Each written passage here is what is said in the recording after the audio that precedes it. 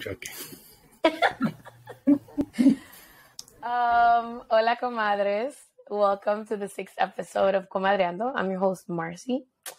We have an awesome guest today, my friend Edmund, and I'm going to let him introduce himself. Who are you? My name is Edmund Francis. I wear many hats. Currently, I'm a therapist at a private clinic. Most recently, I was a residential clinical supervisor at a substance abuse facility, but I have various different experience in group homes, family therapy, OMWDD programs, various different things. So I've been around the block. Amazing.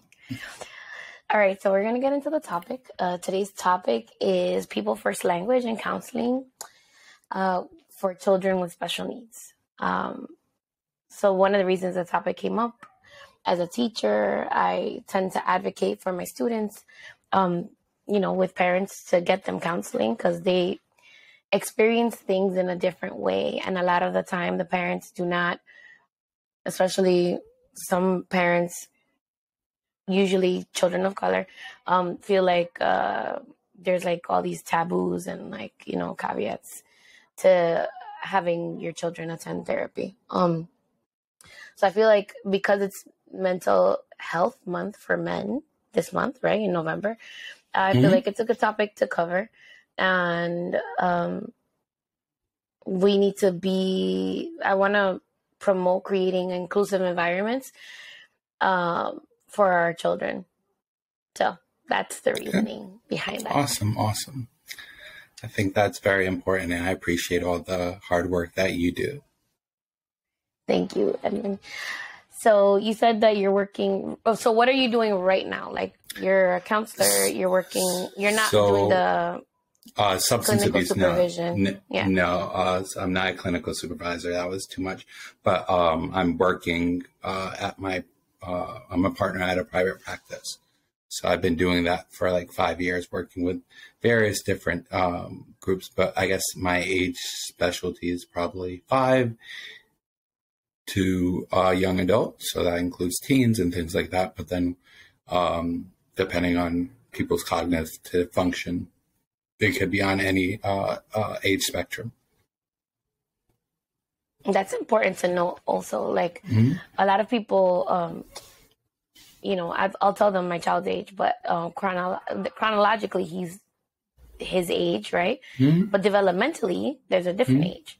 So can we talk you know what? This was not part of the questions that I sent you. No worries, we freestyle. Can we talk about how is that calculated, like developmental age?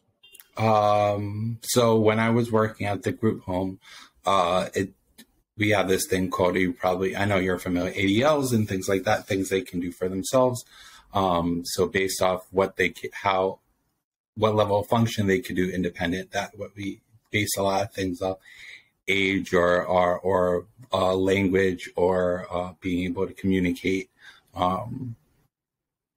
So I think that was a big part of it. And I think part of it, it's not a hard term, but I think it gives us some idea, either a mental health provider or some sort of person in that person's company to know how to kind of handle that. So I could see how it could be kind of, like a put down, someone's, 47 and you're calling them 2, that could be, but it's not it's just a general framework, but I don't think it's something we should hold someone to. And also you shouldn't use that to, treat them any different. Or I think if someone's 47, you have to respect them, as someone older. All right, ready? Action. Okay. Okay. So I want to get back into it. What made you decide to pursue that career? So I grew up with very community-oriented grandparents and active community-oriented mom. My grandparents were activists. So I think some part of me always knew that it was important to help people however you can. But in college, I started off as a physical therapy major, and I realized where really was the social impact. I mean, medical, is important, but I think it's important to, once you cure the body, then what, and then even with physical therapy, a lot of these injuries are, can be mentally traumatic, or can be caused by a car accident, all these other things. And after you, deal with the body, then what? So then I decided to switch to health sciences, having some desire for like working with substance abuse, because I think even though I didn't know that directly in high school or my community, I saw the impact that it had. So then working with kids and things like that in grad school, I was just looking for a part-time job, something that was flexible and things like that, and end up working in a group home. Just, they can say I can create my own hours, I guess a maid shift thing. And I really, really loved it. It became a really inspiring job, the type of probably the first job in my life where I didn't feel like I'm working. I would go to work, pick kids up from school, or go to the movies, or, make dinner, and it just seemed like you were a part of their family. So I think that was really, and I think that's where I got connected with the special needs population. So. I love that. All right, Edmund. So I feel like there's a lot of controversy regarding how we refer to people with special needs. Mm-hmm. And during my studies and while I was training to become a special education teacher, we were taught about people first language. Mm-hmm. So I kind of wanted you to touch on that and let's talk about that and what is the importance of that? Mm-hmm. Why? What is the reasoning behind it? Because a lot of people want to say that it's we're just like millennials and we're very sensitive and blah blah blah. But there's a reasoning behind people first language. Yeah. I think first language is important. I think things are complicated in general in terms of language. I was thinking, even when you were talking, even how we describe people on the spectrum, that completely changed in the past couple of years. We use people with special needs, but, maybe 5-6 years ago, disabled was, a common thing. So I think it changes. And then when you, and this is my observation, you can correct me, but even when it goes from a language barrier or language difference, I think things are behind, So I think, in Spanish cultures or Latinx cultures, crazy is, just used, disabled, broken, those types of language, even though it might not be used as offensively, is still kind of used.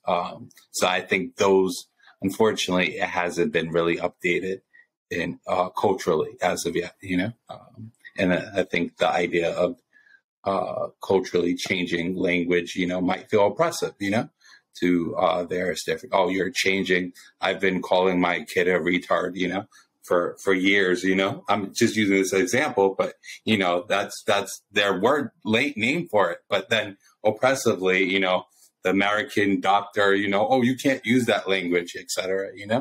Can I interrupt you? Of course, so I said that for emphasis. I was I cringe when people who are not watching the video, my face, I literally, my whole body tensed up when I heard the word. It was a word that we grew up saying, remember? We're around the same age and we grew up saying that word. And it was used as an insult to another person.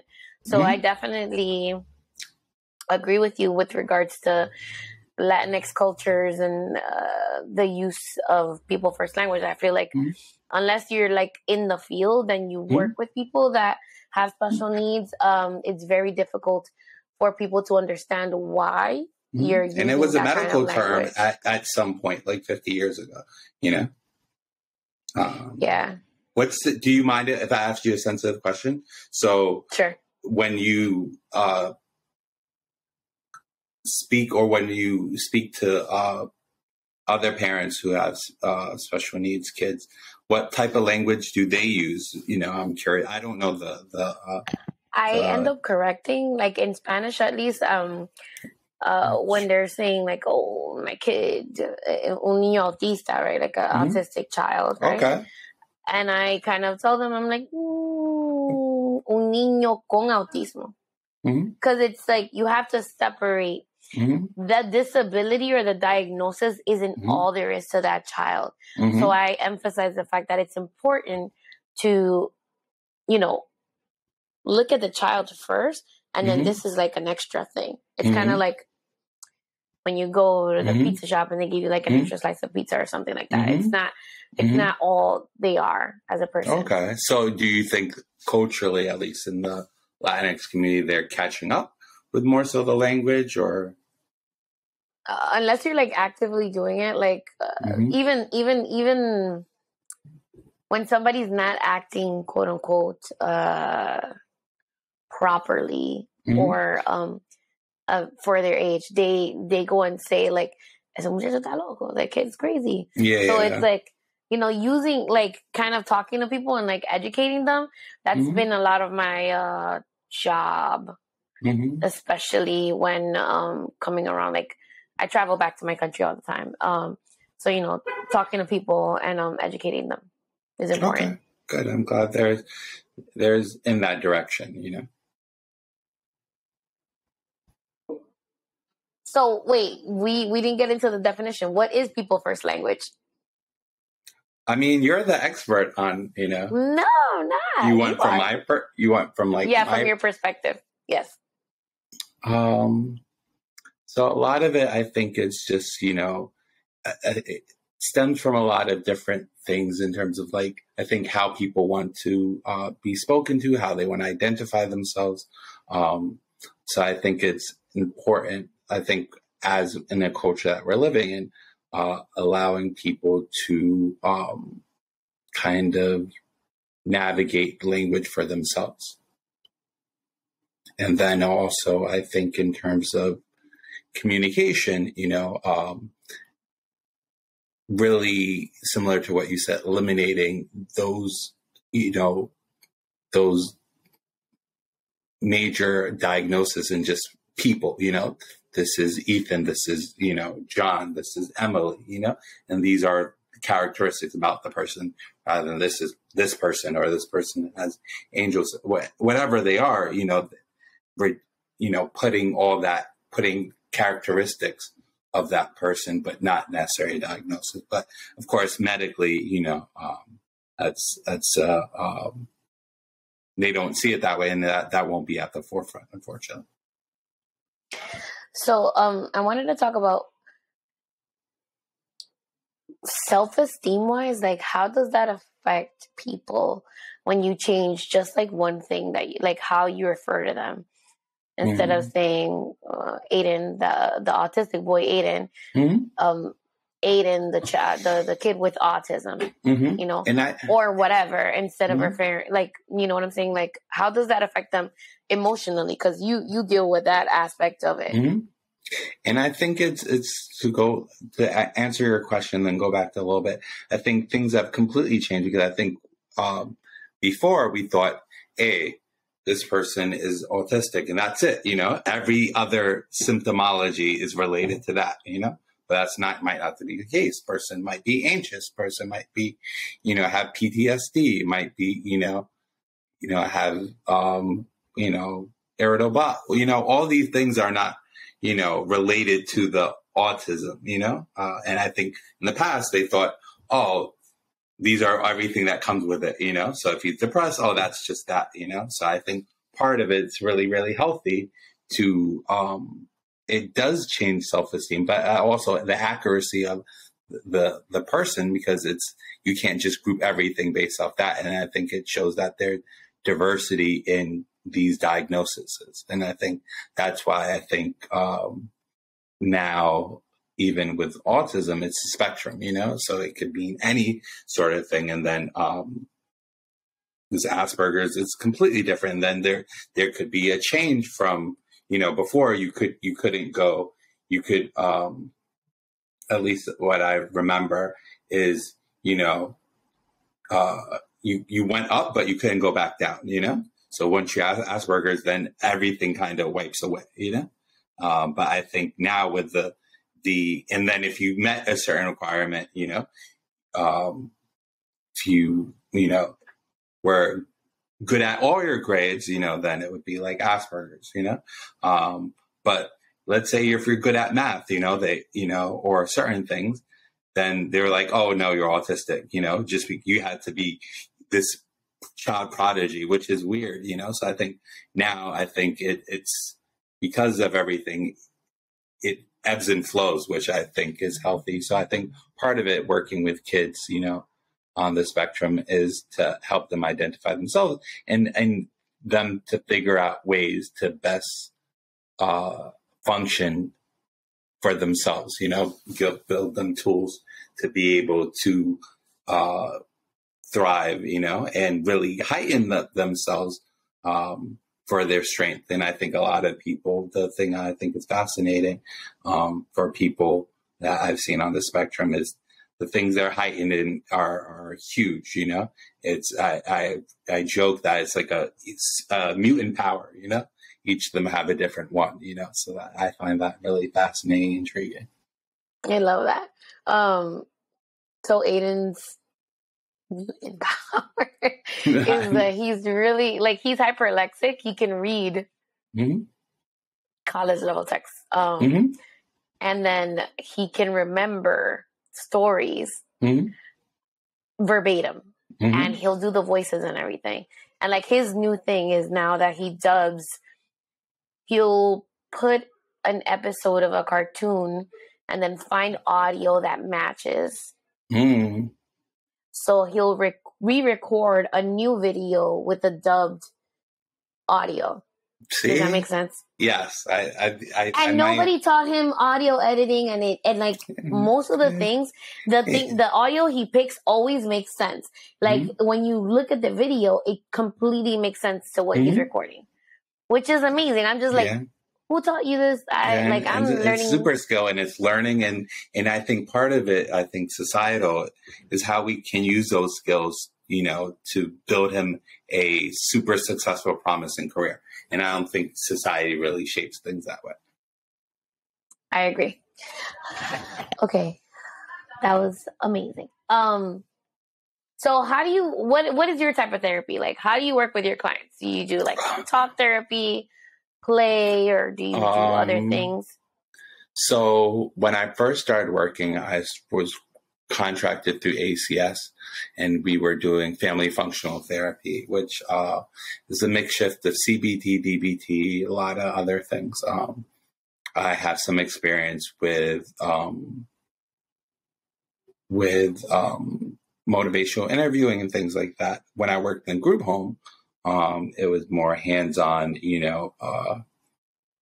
addressing feelings, things like that. Just because I think a lot of times, you can go to all these schooling and things like that, but what do you do if someone's cognitive or language is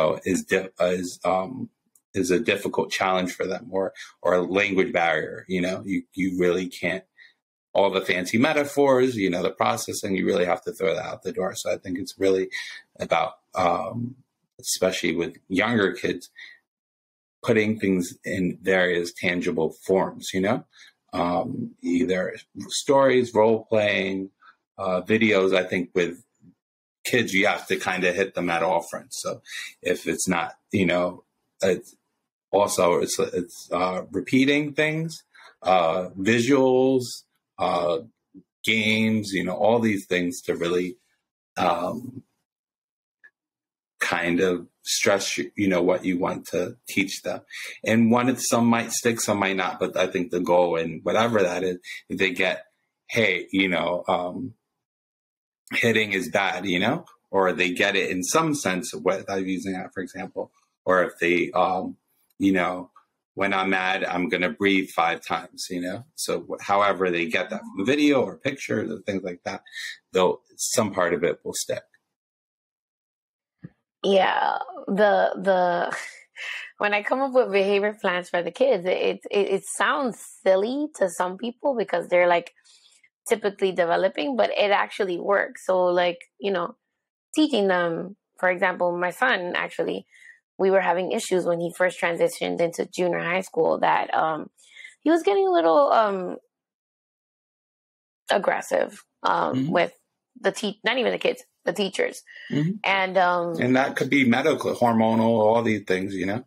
So that's the thing. Like he's like going through, his body is 13, right? But then the rest, he's developmentally, he's not there. But it was kind of like coming up with a plan for him, like a little checklist every day. We say it in the morning. It's kind of like our little mantra, like we keep our hands to our, and then he finishes it for me.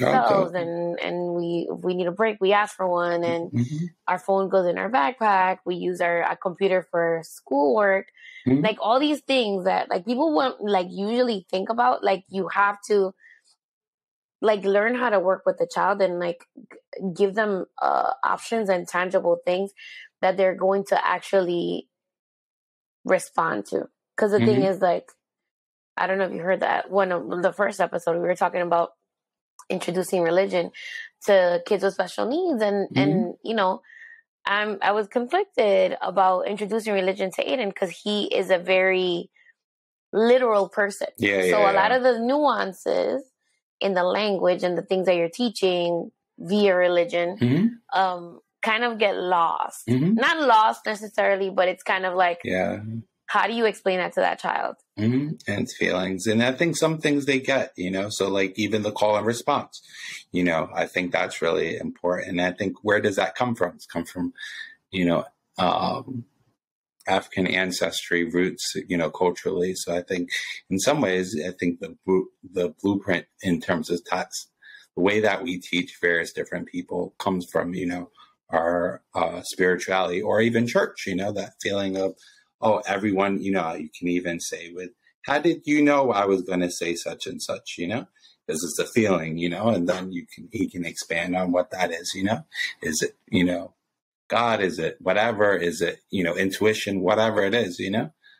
Have him kind of get in tune with whatever those internal things that he might not be able to explain, you know? How do you, like, for example, he probably, I know you're a loving parent, so he knows what love is, but is that something we can necessarily tangibly, you know, put our finger on? You know, no, but I think in some ways expand off things he does know and, you know, build up from there.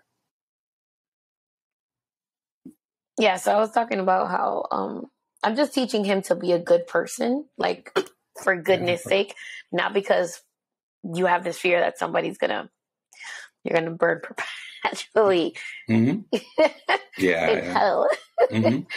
But so can you give me some like anecdotes from, obviously you're not going to use names, situations that you've been in that you've had to like kind of, because I know you worked in residential programs, yes? Yeah, for a long time. I was a manager, all these things. Yeah, supervisor. So what kind of situations did you have to deal with in the center?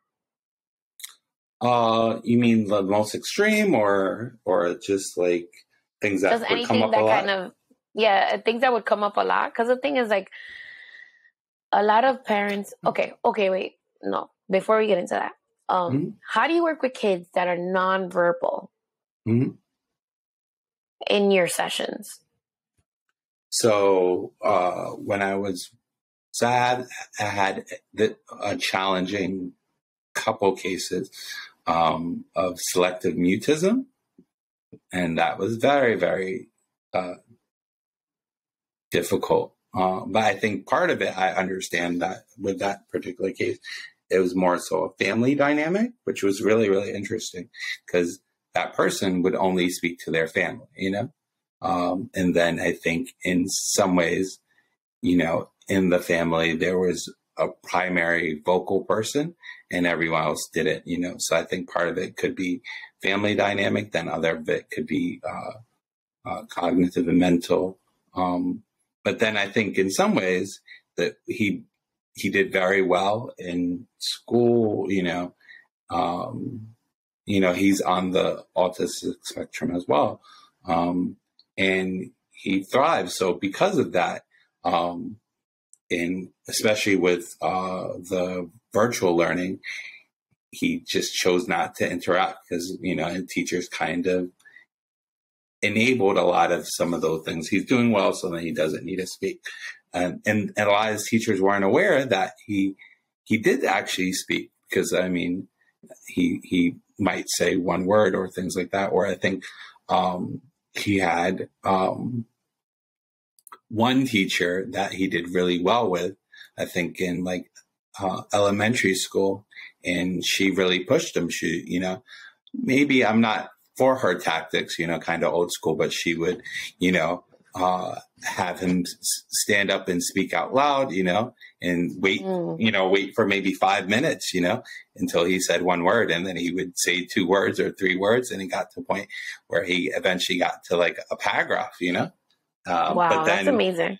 But then, the 2 years after that, he went back to not being, pushed, So I think a lot of it, it's understanding the root behind different things, and then understanding, trying to work with them with what they can do. So what we did do in things is, we played games and things like that, and there were even in Uno, like we played Uno. He did everything silent, and then this is kind of a jerk move on my part, but.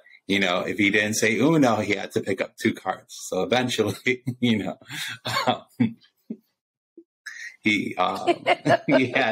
started saying Uno.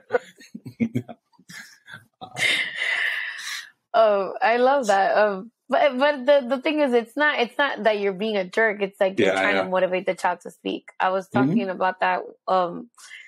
So somebody I dated, we're friends, and he has a child that just recently got diagnosed, not with autism or anything, just kind of like, what they usually do for the Department of Education, which is speech and language. Everybody has speech and language, but they don't give an actual diagnosis, that's going to be a topic for another episode. But what I was saying to him, I was talking about Aiden's first speech therapist, not the first, but like in early intervention. His name was Vikas. Shout out to Vikas if you're listening to the podcast. He was doing a doctoral degree in speech pathology, and he would always like push Aiden to use his words. Because the thing is, if you think about it, if I can get a full meal, or if I can get my preferred toy with using a gesture, do you think I'm going to actually speak? No. Yeah. Not at all. I'm just going to be like... Shortcuts, yeah. You know what I'm saying? So he understood that logic, how they thought, right? Like the children with special needs, like, or human interaction in general, because it doesn't have to be somebody with special needs. Like, if I can get something done for me without using as much effort, I will do that. And so, for them to understand their limits. And I think that goes back to the self-esteem, when they're able to see that I'm able to do this, or even if they can't speak, I'm able to, write things down or communicate, or, even they have before it was like a board. iPad? No, but before, I remember it was like it looked like a keyboard where it had different, yes, I remember, pictures and things like that. But now the iPad, you can create whole different sentences and, things like that. So there's a lot of different things. Yeah, I love that. It's kind of like, you're empowering these children. I remember when I was still doing my master's, I was working as an assistant teacher for the Department of Education. And, I would go to certain schools and there were kids that were really aggressive, but it was because they couldn't find their voice. They didn't have a way to communicate with people. And that in turn kind of affected their behavior. Because once you figure out how they can communicate, like if you're going to use symbols, or Yeah. if you're going to use a PEC system, or if you're going to use an iPad. Once you figure out how they can communicate, it's way easier. The behavior usually decreases. I don't know if you've seen that. I have. And then I think also to comment on the aggression is a form of communication, I think, especially with those on the spectrum. Tactile things. I had a client that would, he had, anger toward his mom. So I think in the group home, he would, go after a lot of the female staff. And I think part of it, we would use skip and things like that. And the thing that I think his desire was that he would act out so that enough to the point where they would have to use skip on him, but he would want, the women's staff to hug him and things like that, just, to have some tactile thing from motherly figure. So a lot of times when he was acting, and this is really interesting, but it worked eventually, when he was acting aggressively, and we do skip, we make sure that's a male staff, so that wouldn't be a reward, for that type of, but then if he was, behaved and things like that, he could get maybe a hug or, high five or something, I think that kind of decreased some of those huge escalation, but I think it's understanding the root and what's the need of expression, for that. So for people that don't know, what is skip? So it's it's various different touching techniques. It's changed, but some of it involves holds. I would say mild restraints, but everything has to be timed, so, but it's only used for, physical when, someone's either has the potential of hurting themselves or hurting someone else. Okay. I don't know. I feel like you have so much knowledge. I just want you to kind of talk a little bit more about other situations. Like you talked about one child, but other things that you've dealt with, or something that a kid wanted to communicate with you, but people weren't really listening to them. Yeah. Does that make sense? Yeah. Can I talk about a systematic thing also? And as it ties to that? Yes. So one thing that I was visitor.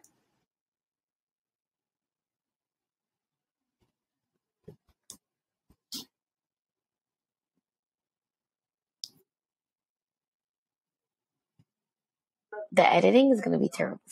No worries. All right. I saw it coming. Sorry. So the one thing, this is a kind of a sad story. So a lot of kids age out, so when we spoke about age and things like that. So I went to school in Binghamton, which is in some ways it's progressive, but some of it's still kind of behind, kind of country place. The systems in there aren't really helpful toward, people of color, or there's not really advocates for people who are on spectrum or special needs.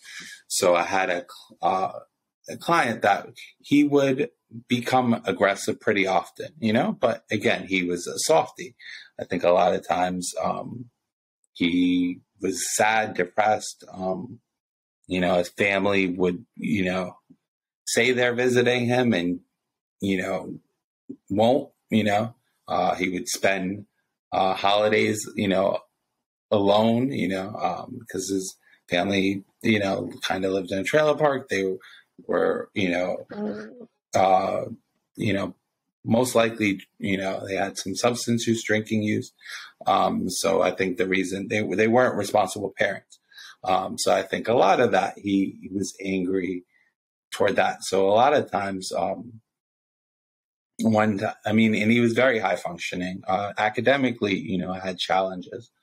But I remember interacting with him, he would, he tried to he was in the kitchen. He was able to, part of the thing we would hygiene and cooking and, because he was 18. So trying to teach him, and then he got angry at something that happened at school. And then he like held a knife, whatever. And I mean, part of me de-escalated the situation.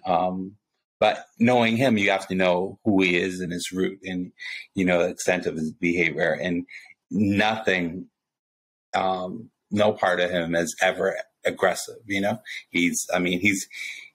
I think he was like 6'4", maybe 340 pounds, but physically, maybe, but again, I didn't take him seriously. I said, "Oh, you want to go for a walk? Go over, blow out steam." I let him walk a mile on his own, and he was fine. So the thing that I found out, even though I stopped working at the group home upstate, I try to keep tabs of a lot of the community, people graduate. So he was in an independent, home, living on his own, doing okay for a while. But I think he got caught like stealing. I mean, normal, young adult. I think he was at 21 or so. So he became aggressive. Of course he was defensive and things like that.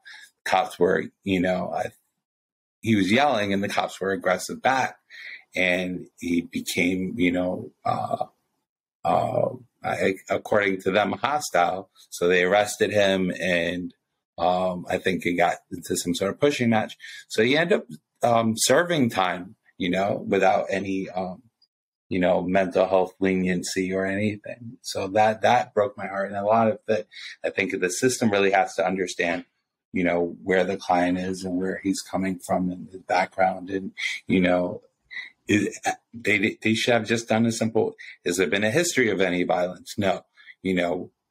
His parents should have been there, or they could have, gotten history of the, his experience in the group home, or, what was really bothering him. I think they didn't do any sort of psych evaluation, until they don't he do was that. So they just react because they see a big person, a person of color that is tall, and he wasn't a person of color, but I mean, but you can only imagine how it would be, I don't even want to that's a different.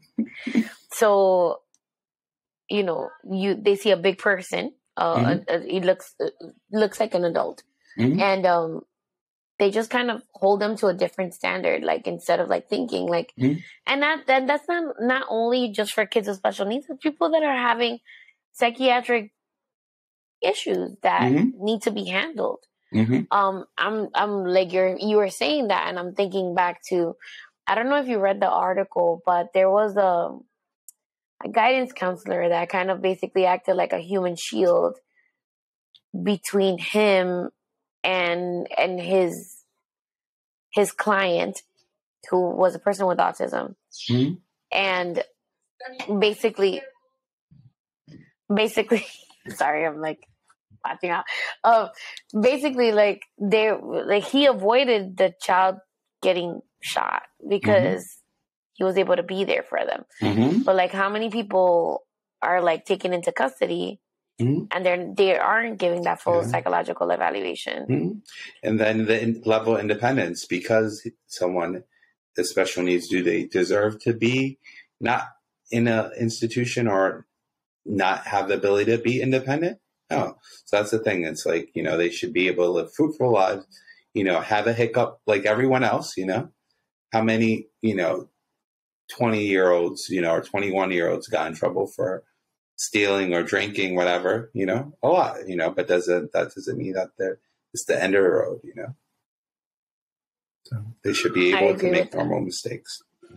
I don't know if you follow the El Salon Chronicles, which is like, I'm under their network, and one of the girls that is on, one of the women rather, that is on there, she is a counselor as well, and she was discussing how like all of that like goes down, and she actually works with the police department. So when there's a situation, they call her in, and that's basically her scene, right? She's the one that is sending people to do things or not do things and all of that. And then once she can de-escalate the situation, then they go in. That's in the city? Yeah. I mean, I don't know if it's in, you know what? I'm actually going to get back to you on that. I don't know if it's in the city. I think a lot of its resources, the city does have a lot of different things, but if you take a small town here or there, they don't have those resources. So all those things, fall by it. Based on, I think, the severity of, people or cases where there's more incidents is because there has been no support, throughout the year. So someone might not get, I had someone, he was 15, didn't know how to walk, to speak, but his family lived in the middle of the country, and he would eat his clothes, eat his anything he could. So they would put him in like a kind of a jumpsuit. He was again really big. I think he was like 6'4", 240. And they basically created part of his room into a cage. I think they were, when he was in the group room, he learned how to sit on the table, kind of walk upright, but again, by the time he was 15, he didn't know how to do those things. But I think speaking to parents, they saw that he could be a harm to them or a harm to, so they try to do the best that they can, So I think in some ways you have to give people the tools, but if people don't have the tools, then, they unintentionally didn't do inhumane action. There was, in Dominican Republic, like I'm from there, I can speak about that place. Mm-hmm.